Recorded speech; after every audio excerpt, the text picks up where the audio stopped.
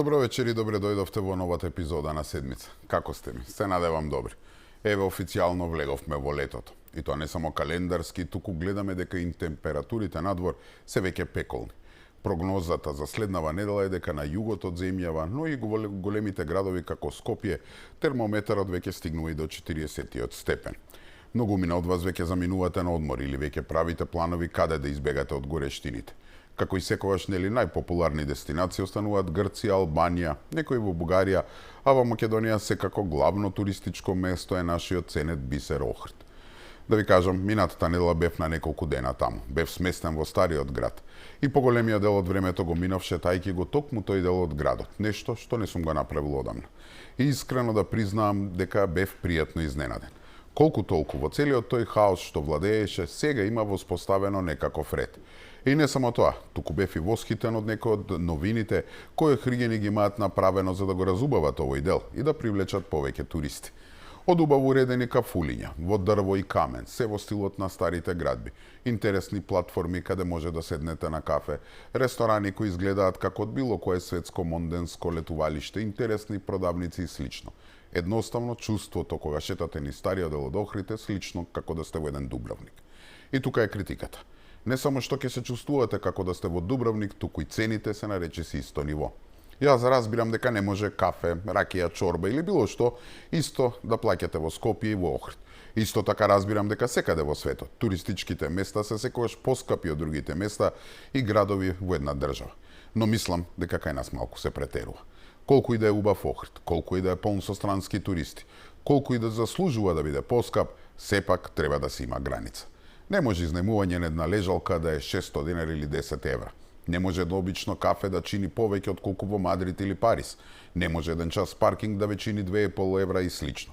Да не правиме муабет за цената на еден ручек или вечера, па уште ако нарачате риба, отиде цела плата. Да, нека биде поскапо, но со усол. Затоа што ајде што Охрид веќе ќе остане недостапен за нас македонците. Туку и странците не пијат нафта. Еднаш можеби ќе ви платат, но втор пат нема да паднат на истата фора. И не ми беше намерата да го критикувам Охрид, туку токму спротивното, да го пофалам и да предупредам дека не смееме да бидеме лакоми. Значи, освен Охрид, како што кажав, најпопуларна дестинација кај нас, значи повеќето планираат летниот одмор да го минат во Грција, Албанија или Бугарија. И сега кога зборуваме за овие три соседни држави, ајде да видиме што се случува кај нив, не на туристичко поле, туку повеќе на политичко.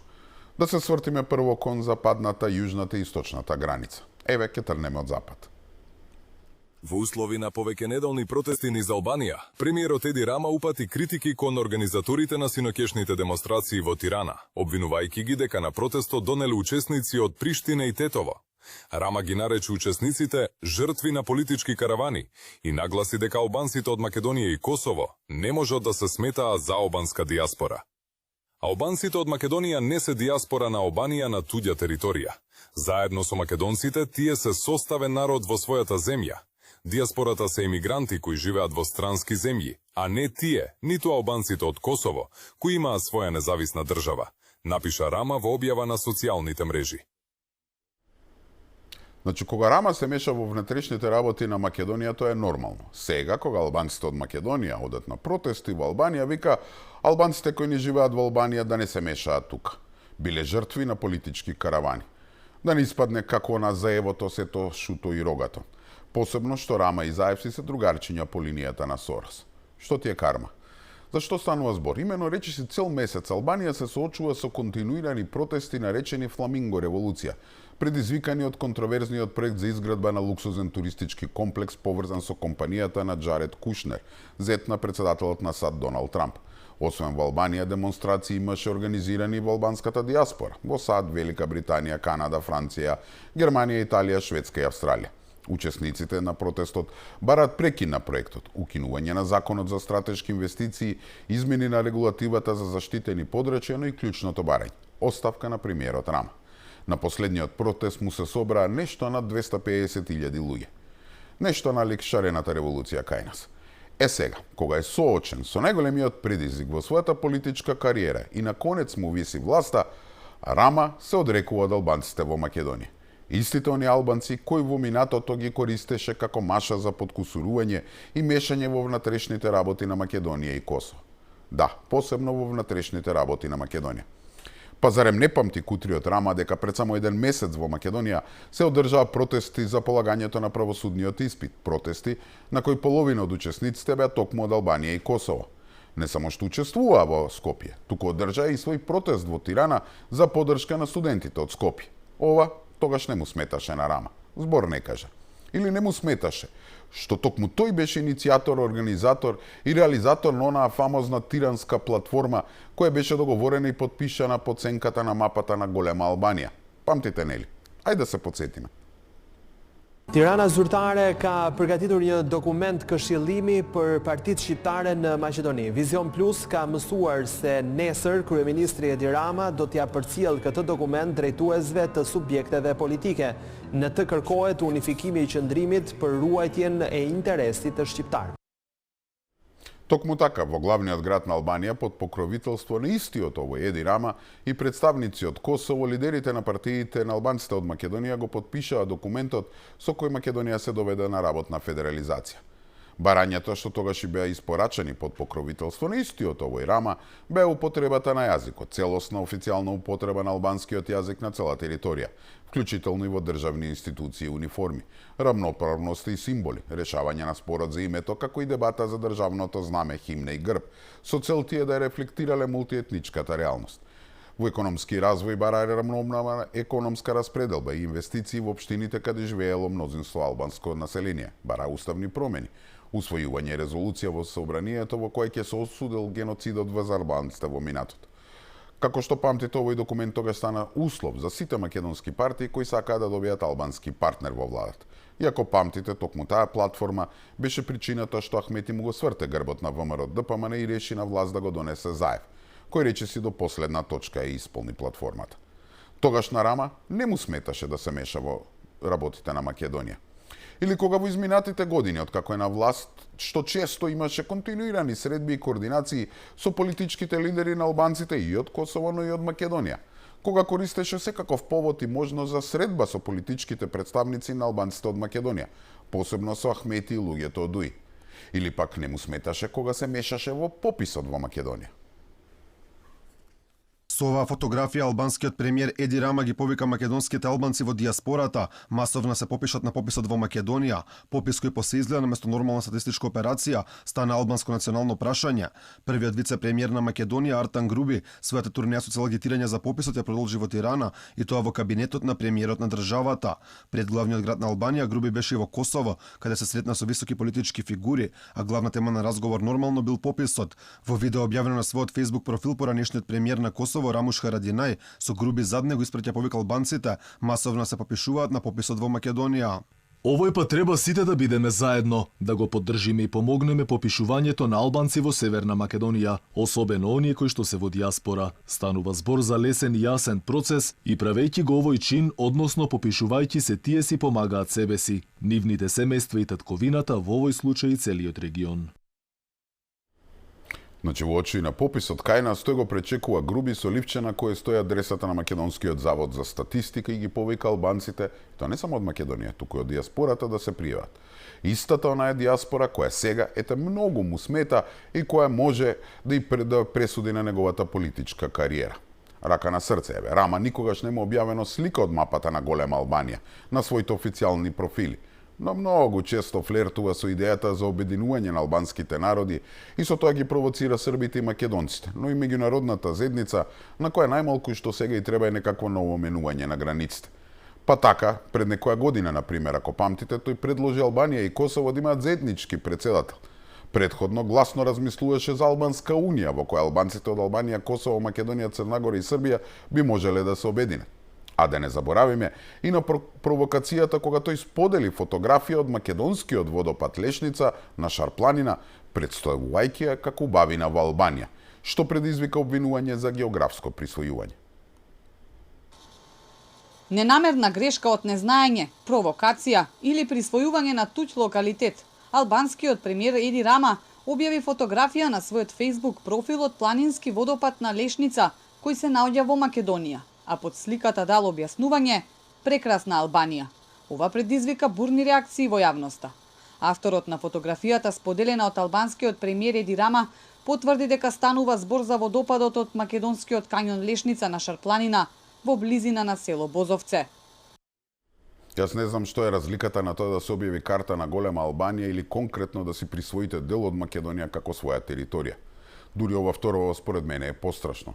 И секако во негов стил, откако се крена голема врева, стигна извинување од неговиот кабинет. Појаснуваа дека станувало збор за ненамерна грешка. Тие им се заблагодариле на следбениците кои посочили дека убавините се всушност во Македонија, објаснувајќи дека и во јужниот дел на Албанија постоело село со исто име. Немојте ви се молам. И сега, денес, тој истиот Еди Рама се лути што албанците од Македонија му протестирале во Албанија. Што ти е карма? Не се, тоа се вестите од западната граница. А како е на јужната?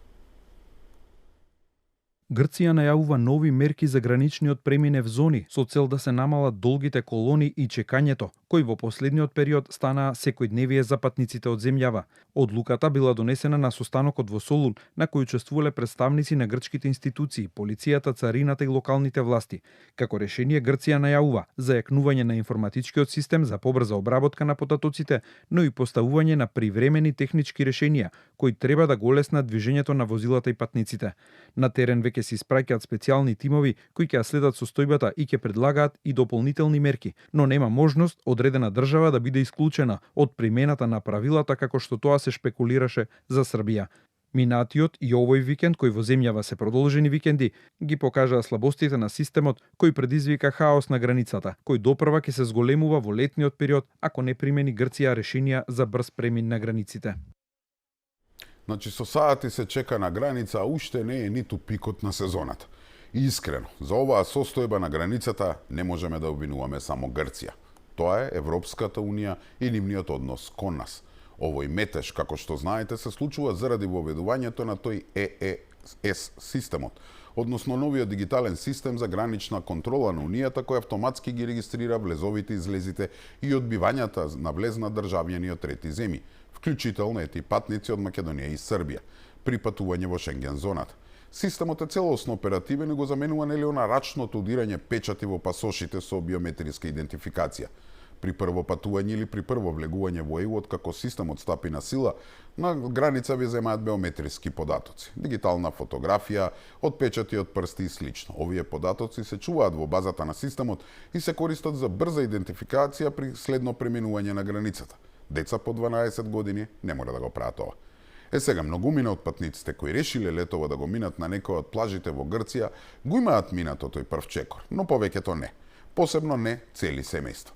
И веројатно токму затоа е метежот, затоа што процедурата одзема повеќе време од обична проверка на пасош. А за некој таа процедура е дури и комплицирана. Па се скенирал, па не се скенирал пасошот, па добро фатила камерата, па отисокот, па не фатил и слично. И како што реков, тоа не е само за македонците, туку и за србите кои вообичаено преку лето минуваат низ Македонија за да стигнат до Халкидики. Причината зашто се воведе овој систем е затоа што ЕЕС точно го пресметува дозволениот престој од 90 дена во рамки на кој било период од 180 дена. Тоа возможува преку апликација да си го проверите бројот на денови кои ви преостанува за во ЕУ. Демек, тоа се воведува за да не фатиме џаде и случајно да останеме повеќе од 90 дена во границите на ЕУ. Ние немаме пари 5-6 дена да издржиме со овие цени на плажите во Грција, а не пак 90 дена. Или пак што мислат? Дека онака натоварени како магариња, со гуми за пливање, маски, фриџидерчиња во костими закапени, измрцварени од патување и дремење во кола, ќе емигрираме однеднаш во Европската Унија и тоа преку Грција. Реков, за прв пат за ваквото малтретирање не се криви грците, туку односот на Европската Унија кон нас, кои нели сме кандидат за членство кај нив. Само уште бугарите во уставот и готово, така ни велат. Граѓаните на земја кандидат за членство, во случајов Македонија, имаат ист третман на граница како граѓани од трети земји, например Африка, Азија или не знам од каде. И искрено, доколку Европската Унија не третира нас, граѓани на земја кандидат, на ист начин, како граѓаните од овие други држави, тогаш си го поставуваме прашањето која е вредноста на тој кандидатски статус. Па по секоја логика, земјите кандидати, нели, треба да уживаме некаков посебен или поповолен третман кој ќе одразува нашата стратешка определба кон европската интеграција и нашето усогласување со европските стандарди. Нели не пофалија дека имаме целосно согласување со нивната надворешна политика? Нели воведовме најмодерни биометриски пасоши? Нели правиме реформи? Нели ни даваат милиони евро од нивните фондови? Или во суштина играме како што ни свират, ама кога се однесува за нивниот однос кон нас како обични граѓани, тогаш исти сме како и сите други. Не велам дека треба одма да добиеме третман како да сме дел од Шенген зона, знам дека за такво приклучување треба да мине долго време, нели Бугарија и Хрватска чекаа со години, но можеше бе како земја кандидат, и тоа земја која повеќе од 2 децении дреме во чекалната и за која самите ни велат, ајде уште уставот и толку, да имаме барем малку попривилегиран или полесен начин за преминување на таа граница. И тој пристап не треба да се ограничува бе само на олеснето движење и преминување на граници, туку да опфати и постепен пристап еве до единствениот пазар и други придобивки од европската интеграција. Затоа што искрено вака, како земја кандидат се соочуваме со обврски и трошоци на пристапниот процес, без да видиме било какви некакви придобивки. И тоа го подкопува кредибилитетот и мотивацијата за проширување на Европската Унија. Во јавноста се создава перцепција дека некои категории на мигранти или бегалци од трети земји уживаат поголем степен на права, отколку ние кои со децении инвестираме во политички, економски и општествени напори за исполнување за тие пусти критериуми за членство во ЕУ. Оние кутри на луѓе кои со чамци преминуваат преку мориња до Италија или Грција, па оттаму кон една Германија или Франција, како мигранти, некако како да имаат повеќе права кога ќе стигнат натре во границите на Унијата, отколку ние кои со децении се трудиме да ги воведеме европските правила, за да еден ден бидеме дел од таа Унија. Таквата состојба создава чувство на неправедност и ја намалува довербата на европскиот интегративен процес. Така што кога ќе ни зборуваат за тоа дека навистина ете загрижени се за нас, дека сакаат еден ден да бидеме дел од нивното семејство, кога вршат разноразни притисоци за да направиме уште некоја одстапка, променивме име, промена на устав и слично, можеби треба да размислат дека на овој народ му е преку глава од празни зборови и конечно сака да види дела. Дела како што на пример би било олеснување на преминувањето на границата, или не знам, укинување на роамингот и слично. Чекори кои ќе ни покажат во секојдневниот живот дека Европа навистина не гледа како дел од нивното семејство. А не да бидеме на исто рамниште како некоја си Африканска република. Замислете само кој кураж би имал еден македонец ако навлез во Грција не мора да дреме со саати на сонцето, туку добие посебна лента како би ја минал границата. Достоинствено. Така се гради доверба. Така ќе го придобиете на своја страна. Така ќе знаеме дека Европската Унија мисли на нас, а не со празни зборови, нон-пейпери и разни закани од типот ова е последниот воз и слично. И друга работа. Да, ова не е вина на Грција, но Атина имаше време да реагира и да побара да има одредени отстапки, затоа што станува збор за земја која реално живее од туризмот. Ја знам дека големиот број на туристи во Грција доаѓаат од многу земји, но исто така е факт дека Халкидики и целиот овој регион околу живее исклучиво од македонските и српските туристи. Без нас, хотелите, вилите, рестораните, плажите ќе им останат да зјаат празни. Не знам колку милиони и милиони евра оставаме во Грција, само ние македонците и србите. Така што можеш и Грција да се избори за некое решение. Па нели Богу името им го дадовме за тие проклети добрососедски односи.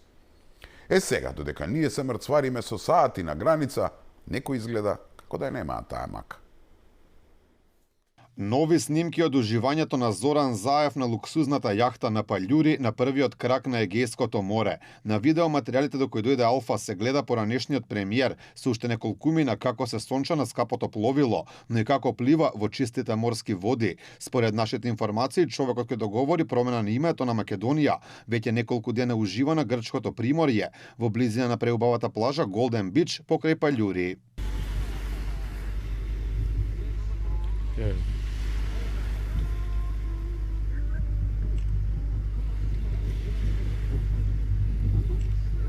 Ова не е прв пат Заев за летниот период да се вози на скапа и луксузна јахта. Исто беше и лани во август, кога екс-премиерот беше во друштво со својот близок пријател и актуелен лидер на СДСМ Венко Филипче. Со нив беше и Александар Трајановски, кандидат за градоначалник на аеродром на последните локални избори, а сега подпредседател на социјалдемократите. Јахтата на која одмара Заев годинава не се знае дали е негова, но слични такви се продаваат меѓу 500.000 и милион евра, а за изнемување цените знаат да одат и над 20.000 евра за една недела.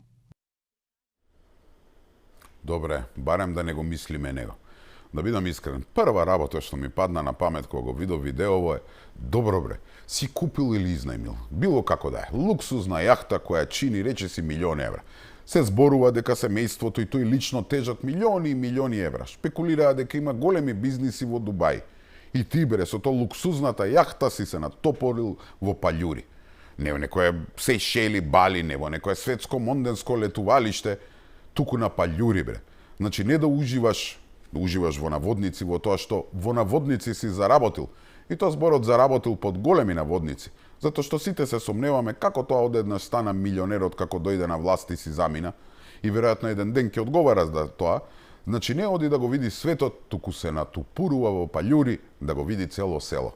Како беше, може да излезе од Муртино, ама не може Муртино да го извади од себе. Јајде да е прв пат. Ако памтите, нели лани беше на истата јахта на истото место. Значи човекот кој ни го продаде името на грците, сега како некој олигарх си плови со луксузната јахта низ Грција. Гајле му е него што илјадници негови сограѓани со саати дремати измачени и измрцварени на граница само за да може да тркнат да го видат морено. Па нели е миленик на грците? Нели нема грчка влада или грчки функционер што не го почитува? Нели во Грција сите врати му се отворени? Па побогу, што не го искористи тоа негово влијание да помогне да се најде некакво решение за проблемот со границата? Каде е оној црнов премин, како го викаше Маркова нога што го ветуваше и слично? Гајле му е нему. На јахтата сигурно не ја чувствува онаа смрдеа која се шири од скапаните тоалети на граница.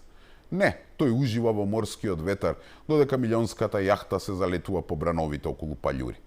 Само што ете за разлика од лани, кога со себе го собра и неговиот пулен Венко бугари во устав Филипче, годинава не.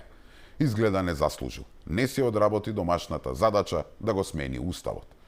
Убаво му порача премиерот Мицковски. Граѓаните се фрустрирани затоа што гледаме во Дубај како уживаат Етена Хариџџиновиќ, а не се во затвор. Љути сме затоа што гледаме како уживаат овие поранешни функционери како Заев на јахти, а не се во затвор. Кога ќе ги видиме зад решетки, тогаш можеме ќе бидеме посреќни и позадоволни затоа што ќе знаеме дека правдата дошла. Нејсе. Видовме што се случува на западната граница со Албанија, видовме што се случува на југ кон Грција. Ајде сега да се свртиме кон исток и да видиме како е состојбата таму. Дипломатски скандал на релација Скопје-Софија.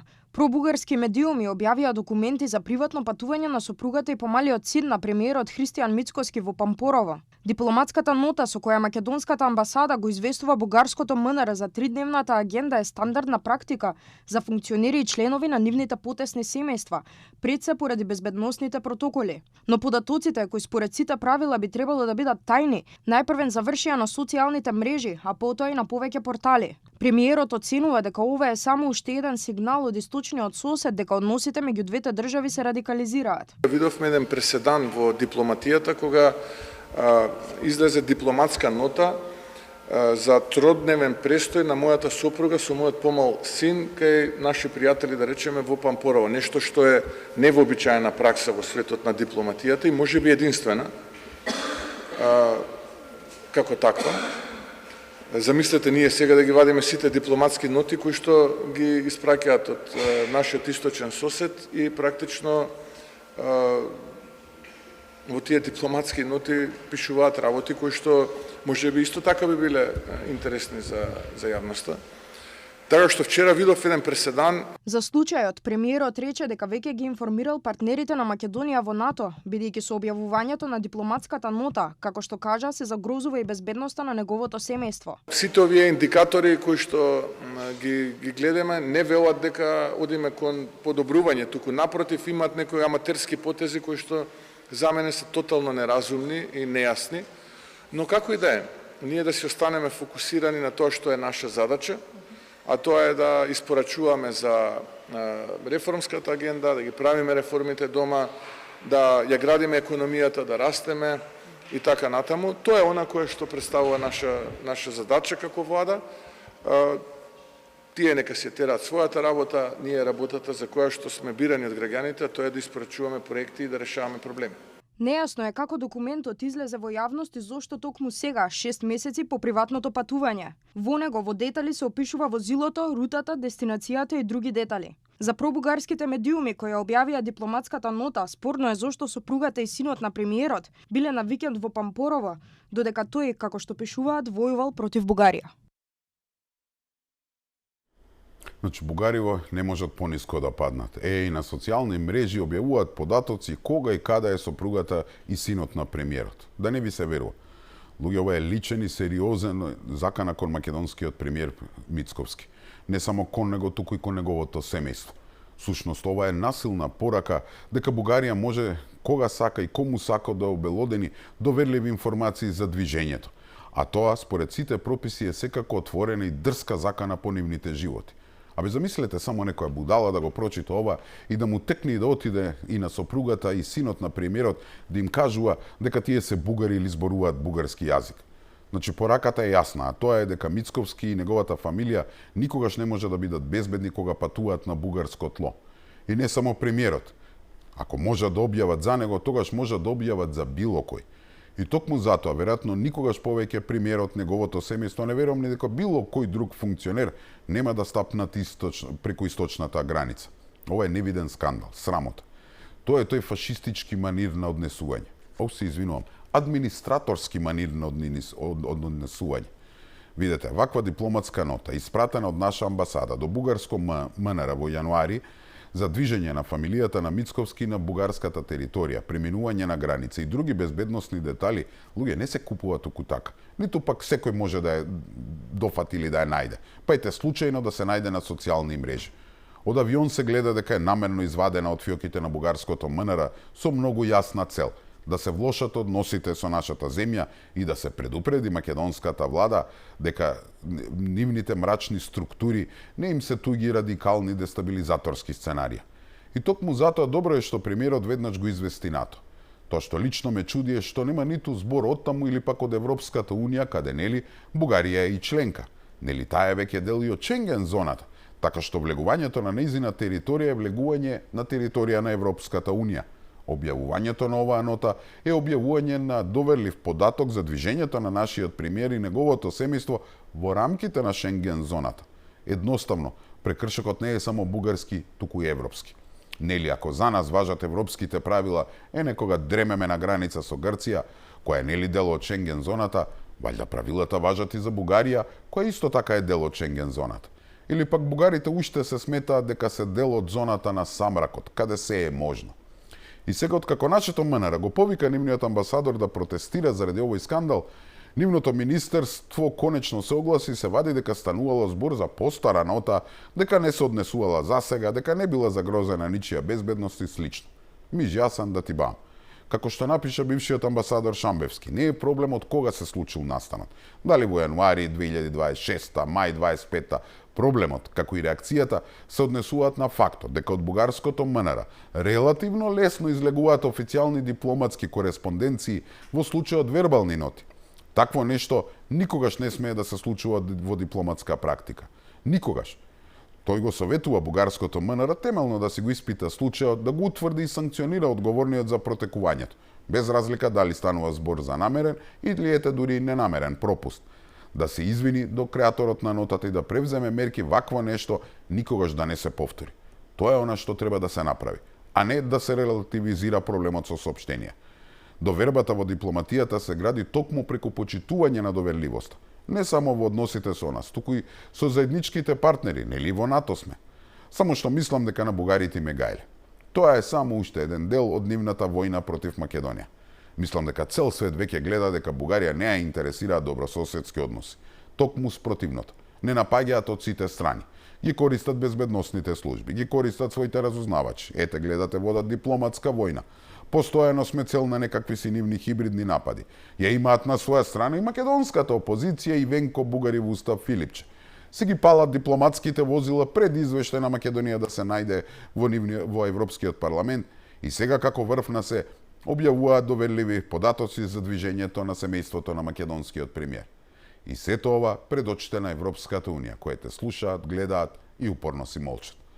А Бугарија со ова само потврди дека нема намера да ги подобрува односите со Македонија или ејте да најдеме некакво си заедничко решение во блиска иднина. Напротив, сака само ревносно да работи и да ја уништи меѓународната позиција на Македонија и да ни ја блокира иднината.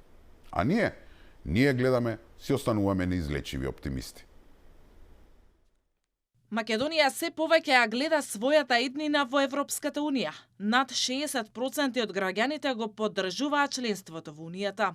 Ова го покажува најновото истражување на Европската комисија кое е направено помеѓу февруари и април оваа година. Ова е прв пат по 4-годишниот пат на поддршката за влез во ЕУ, таа да бележи зголемување од 2%. И покрај долгиот и неизвесен пат кон Брисел, мнозинството граѓани веруваат дека европската интеграција носи повеќе сигурност, подобар стандард и повеќе можности за младите. Дури 67% би гласале за влез во Унијата, доколку денес се одржи референдум. Граѓаните на земјите партнери за проширување јасно гледаат што значат поблиските врски со ЕУ во пракса. Посилен мир и безбедност, пошироки економски можности и подобри перспективи за следната генерација. Во извештајот граѓаните ја препознаваат и главната пречка за евроинтегративниот пат на Македонија. За 38% најголем проблем се несогласувањата со поединечни земји членки на Унијата, кои изминативе години го забавија пристапниот процес кон ЕУ. Според истражувањето од земјите од Западен Балкан, поддршката за пристапување кон Унијата е најголема во Албанија 92% и Косово 83%. Повеќе од 60% од испитаниците во Црна Гора, Македонија и Босна и Херцеговина се исто така за пристапување во ЕУ, додека поддршката во Србија изнесува 31%. Очекувањата за времето на пристапување значително се зголемија во Црна Гора, каде што 62% веруваат дека земјата ќе се приклучи на ЕУ во следните 5 години, во споредба со 39% во 2025 година.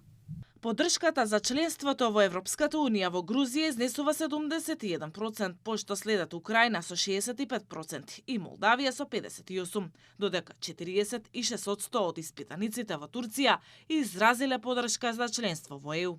И Евротинг презентираше анкета под име Еврометар 2026, која покажува дека 65,7% од испитаниците сметаат дека Европската Унија е недобрата алтернатива, а помалку од 1/3 од граѓаните сметаат дека Македонија треба да бара сопствен модел за развој надвор од Унијата. Значи, расте поддршката за членството во Европската Унија кај граѓаните, но во исто време зголемен е и бројот на оние кои сметаат дека односот на ЕУ кон државава е нефер, надмен и уценувачки. Освен поддршка за членството во Унијата, се зголемил и ентузијазмот кај граѓаните кои очекуваат влез во Европа во наредните 5 години. Според овие наоди, поддршката за влез кај граѓаните потекнува од желбата за подобар животен стандард, додека па главната причина поради кои би одбивале влез во ЕУ е стравот од губење на националниот идентитет. Вториот најчесто одговор е дека нема да се подобри ништо, а само ќе продолжат условите и барањата насочени кон државата.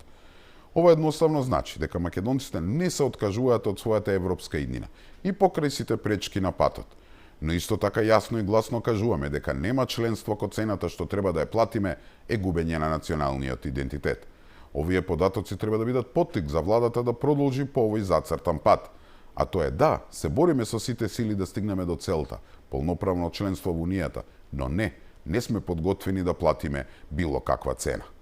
Но ова не е само порака до македонската влада, тоа треба да биде и сигнал до Европската Унија, дека Македонија и нејзините граѓани се уште и веруваат и уште сакаат да бидат дел од европското семејство. Тоа би требало нив да ги потикне кон нас да се однесуваат, да не се однесуваат кон нас како кон некоја си трета земја, со која може да прават што сакаат. Не сме ни Албанија, не градиме ние летувалиште за синот на Доналд Трамп и сонуваме за големи држави. Не сме ние Бугарија, која те објавува тајни дипломатски ноти кои го загрижуваат животот на семејството на премиерот на друга држава.